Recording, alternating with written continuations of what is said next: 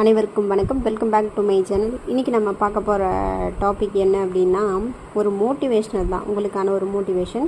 இதில் இவர் யார் எழுதியிருப்பாங்கன்னா தாரா பாரதி. நல்லா பாருங்கள். வந்தது யாருக்குமே தெரியாது, நீ வாழ்ந்ததை உலகமே அறியாது, சந்ததி கூட மறைந்துவிடும், உன் சரித்திரம் யாருக்கு நினைவு வரும், திண்ணை தானா உன் தேசம். அதாவது வந்தது பிறந்தது யாருக்குமே தெரியாது, வாழ்ந்ததை உலகம், அதாவது உலகம் ஃபுல்லாக அறியாது, சந்ததி ஒரு 2 தலைமுறை போச்சுன்னா உங்கள் பேர் கூட மறந்துடுவாங்க அப்படின்னு சொல்லுவாங்க. ஏன் அப்படின்னா, நீங்கள் எதுவுமே பிறந்து எதுவுமே சாதிக்கலை அப்படின்னா உங்கள் சந்ததி, உங்கள் சரித்திரம் கூட யாருக்கும் ஞாபகம் வராது அப்படின்னு சொல்லியிருக்காங்க.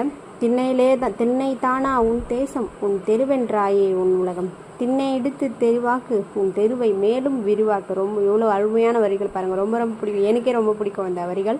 அடுத்தது, எத்தனை உயரம் இமயமலை, அதில் இன்னொரு சிகரம் உனது தலை, எத்தனை ஞானியர் பிறந்த தலை, நீ எவர்களை விஞ்சிடு என்ன தடை அப்படின்னு சொல்லியிருப்பாங்க தாரா பாரதி. ரொம்ப ரொம்ப இம்பார்ட்டண்ட் இது.